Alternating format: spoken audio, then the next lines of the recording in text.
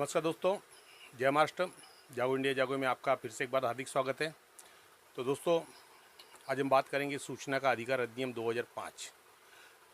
तो मुझे एक कमेंट्स आया कि सर आपने जो सेक्शन 9 वो छोड़ दिया है। तो मुझे ऐसा लगता है कि सेक्शन 8 के चैप्टर के अंदर मैंने सेक्शन 9 के बारे में बताया था, क्योंकि सेक्शन 9 में ज़्यादा कुछ नहीं है, फिर भी हम सेक्शन 9 की बात करते हैं। तो आइए दोस्तों, वीडियो स्टार्ट करते हैं।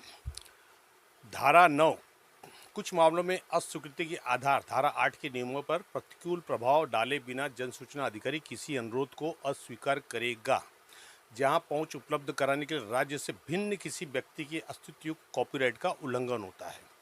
तो दोस्तों, ये धारा 9 कॉपीराइट के विषय में है कि कॉपीराइट के अंदर जहां किसी, जैसे हम कोई इंफॉर्मेशन मांगते हैं और वो कॉपीराइट से संबंधित है, तो कॉपीराइट एक्ट में अगर वो रजिस्टर्ड है तो उस चीज़ को जन सूचना अधिकारी वो सूचना को आपको रिजेक्ट कर देगा कि भाई ये कॉपीराइट का उल्लंघन हो रहा है और धारा 9 के आधार पे हम आपको नहीं दे सकते। तो धारा 9 में सिर्फ कॉपीराइट के विषय में दिया गया है। तो दोस्तों, हम बात करते हैं धारा 11 की। धारा 11 मतलब पर व्यक्ति सूचना, केंद्रीय सूचना का अधिकार अधिनियम 2005 धारा 11 उपधारा 1 के अधीन यदि किसी केंद्रीय जन सूचना अधिकारी या राज्य जन सूचना अधिकारी अनुरोध किए गए कोई भी ऐसी सूचना को प्रकट करने का आशय है जो किसी पर व्यक्ति संबंधित है या उसके द्वारा इसका प्रदाय किया गया है, उस पर व्यक्ति द्वारा उसे गोपनीय माना गया है। इसका मतलब ये है कि जहाँ पे हमने कोई आवेदन किया है, कि हमें ये डॉक्यूमेंट चाहिए, ये किसी और से संबंधित है, तो उस अनुरोध को जन सूचना अधिकारी उसको वेरीफाई करेंगे। यदि वो किसी पर व्यक्ति से यानी थर्ड पर्सन से संबंधित है तो उसके लिए उस पर व्यक्ति द्वारा उसे गोपनीय माना गया है। यदि उस व्यक्ति ने उसके ऊपर दिया गया है जो सूचना कि भाई ये किसी को नहीं दी जाए, ये गोपनीय है, तो जन सूचना अधिकारी 5 दिन के अंदर उस व्यक्ति को अनुरोध करेगा और उस तथ्य को लिखेगा कि सूचना देना है या नहीं देना है। उक्त सूचना या अभिलेख या उसके किसी भाग को प्रकट करने का आशय है और इस बारे में सूचना प्रकट की जानी चाहिए या नहीं, ये लिखित रूप में उस थर्ड पर्सन को देगा। और थर्ड पर्सन को देने के बाद निवेदन करने पर व्यक्ति को आमंत्रित करेगा, मतलब उसको बुलाएंगे और उससे पूछेंगे कि भाई ये जो सूचना है ये व्यक्ति मांग रहा है, क्या मैं ये सूचना उनको दे सकता हूँ या नहीं, या आपने जो भी चीज़ है उसमें कौन सा भाग ऐसा है जिससे आपके ऊपर कोई प्रॉब्लम्स नहीं आएगी।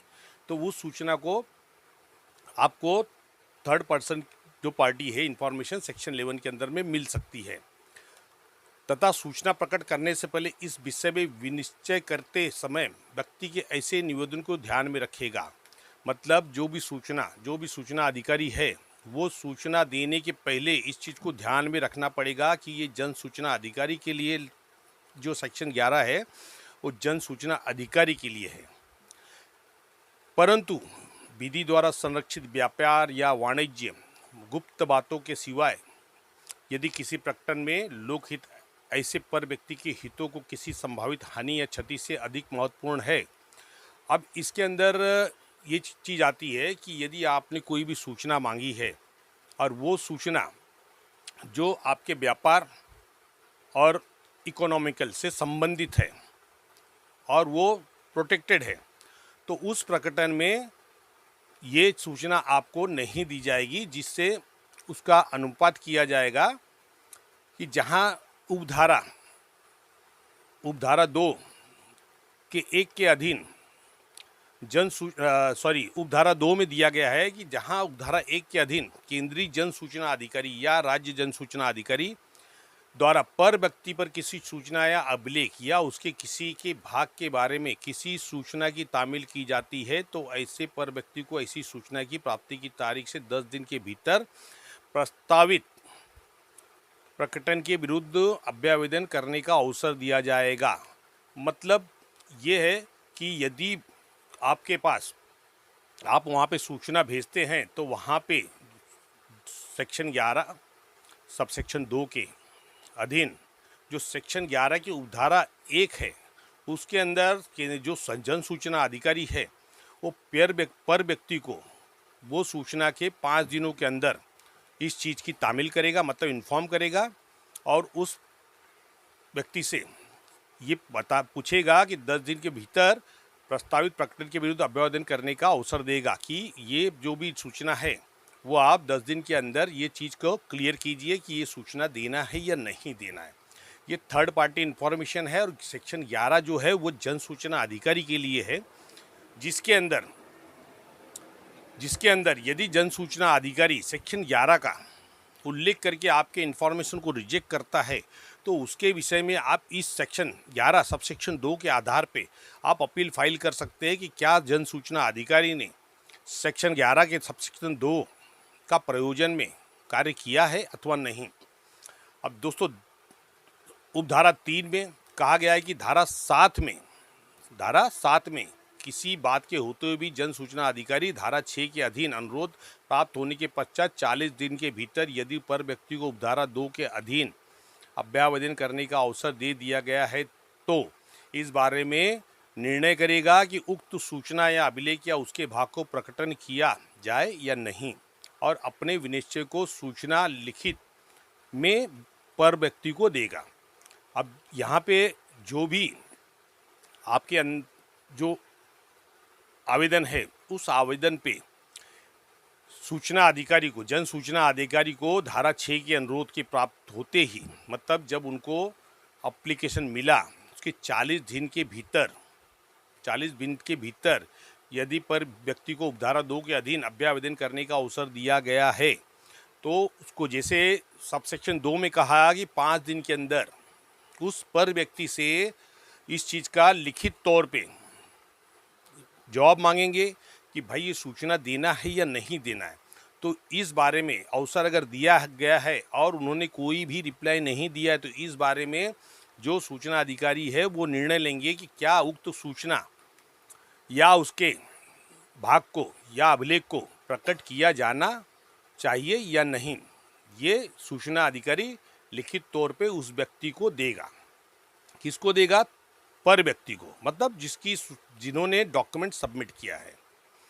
अब उपधारा 4 के अधीन, उपधारा 4 क्या कहती है? उपधारा 3 के अधीन दी गई सूचना में जो 3 में दिया गया है कि पर व्यक्ति को 10 दिनों के अंदर ये चीज़ लेटर देगा कि भाई आप जो भी है वो निश्चित कीजिए 10 दिन के अंदर, जबकि जन सूचना अधिकारी के पास उपधारा 1 के अधीन सिर्फ 5 दिन है। 5 दिन के अंदर उनको वहाँ पे भेजना है, जो कि सेक्शन 6(3) में भी जो ट्रांसफ़र का मैटर है उसी तरह यहाँ पे भी उन्हें 5 दिन दिया गया है कि आप 5 दिन के अंदर उस आवेदन के जो तथ्य हैं, आवेदन नहीं भेजेंगे क्योंकि आवेदन भी गोपनीय हो जाता है।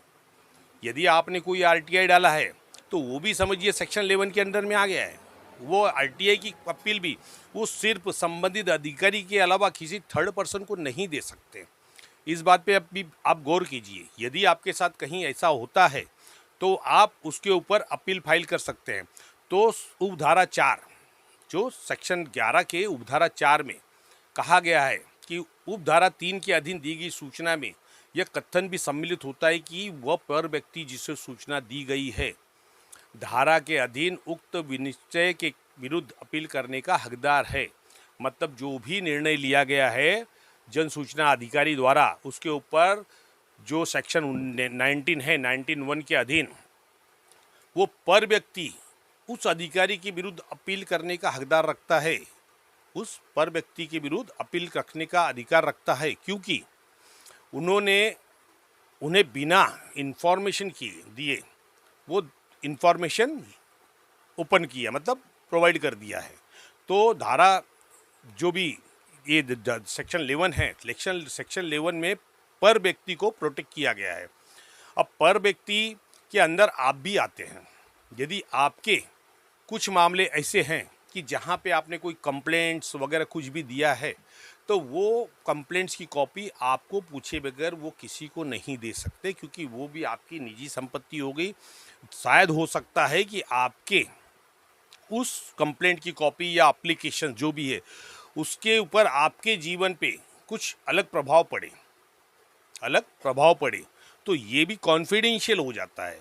तो ये जन सूचना अधिकारी या जो भी अधिकारी हैं, ये इस चीज़ को तीसरे व्यक्ति को नहीं दे सकते हैं।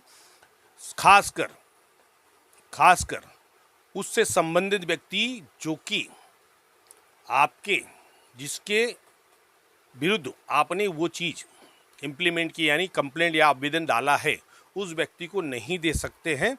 क्योंकि वैसे बहुत सारे मामले आए हैं जहाँ पे आरटीआई एक्टिविस्ट के लोगों के साथ, जो आरटीआई कार्यकर्ता हैं उनके साथ उनके ऊपर जानलेवा हमला भी हुआ है। बहुत से आरटीआई एक्टिविस्ट की जान भी गई है और ये बात छुपी नहीं है किसी से। तो ये आपको सेक्शन 11 ध्यान में रखना है कि सेक्शन 11 टोटल अगर देखा जाए तो जो अधिकारी, जो जन सूचना अधिकारी है उनके ऊपर लागू होती है कि उन्हें आरटीआई के अंदर में जन सूचना अधिनियम 2005 के अधीन सेक्शन धारा 11 के अधीन उन्हें का कर्तव्य क्या है। तो ये चीज़ आपको समझना चाहिए। यदि कोई राज्य जन सूचना अधिकारी, यदि आपको यहाँ पे आपने एप्लीकेशन फाइल किया और आपको दे दिया कि भाई गोपनीय है, तो गोपनीय का कारण बताना पड़ेगा उन्हें कि गोपनीय क्यों है। आप इस तरह छूट नहीं सकते।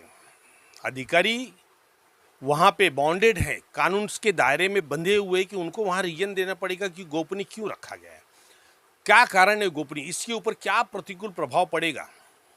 इस सूचना से निकल जाने के बाद, मतलब वो पब्लिश हो जाने के बाद, प्रकटन यानी पब्लिकेशन, मतलब जब आपने किसी को दे दिया तो पब्लिश हो गई, लोगों तक पहुँची, तो वो चीज़ होने के बाद उस सूचना के प्रकटन होने से क्या प्रतिकूल प्रभाव पड़ेगा, ये बहुत इंपॉर्टेंट चीज़ है। इस चीज़ को आपको समझना चाहिए।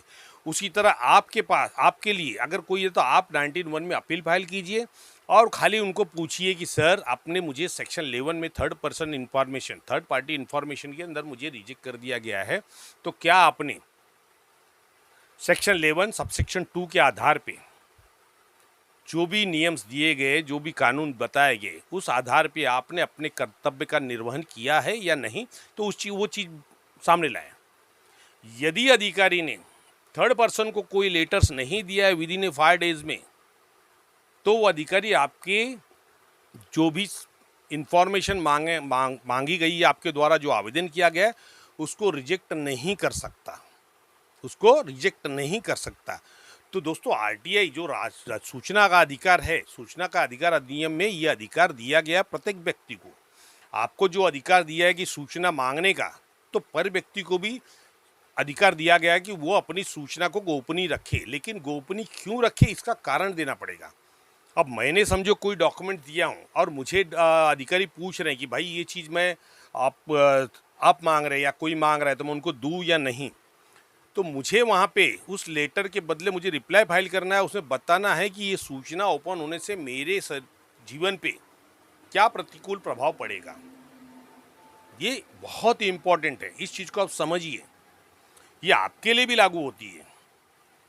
जहाँ मैंने देखा है कि आपकी जो कंप्लेंट्स है, वो कंप्लेंट्स को ये अधिकारी यहाँ वहाँ देते, तो उसके विरुद्ध भी आप अपील फाइल कर सकते हैं कि भाई उसको अपील फाइल आरटीआई डालिए कि भाई मेरी कंप्लेंट की कॉपी आपने किस किस को दिया गया, उसकी डिटेल्स दीजिए मुझे।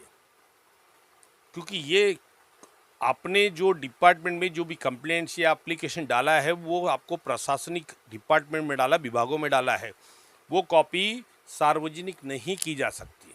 क्योंकि वो जो भी आपने बनाया आपकी खुद की चीज़ है, आपने लिखा हुआ है, आपके सिग्नेचर से उसके ऊपर, तो वो अधिकारी किसी थर्ड पर्सन को नहीं दे सकते जब तक कि आपकी सहमति उस पर नहीं होगी।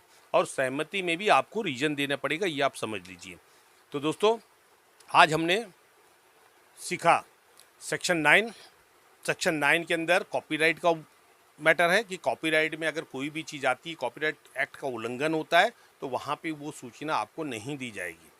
सेक्शन 9 में सिर्फ कॉपीराइट का जिक्र है, बाकी इतना लंबा चौड़ा नहीं है। वो अधिकारियों के, अभी सेक्शन 9, सेक्शन 10, सेक्शन 11 ये अधिकारियों के ऊपर बंदिश करता है कि आपको आपकी ड्यूटी कैसे निभाना है आरटीआई में।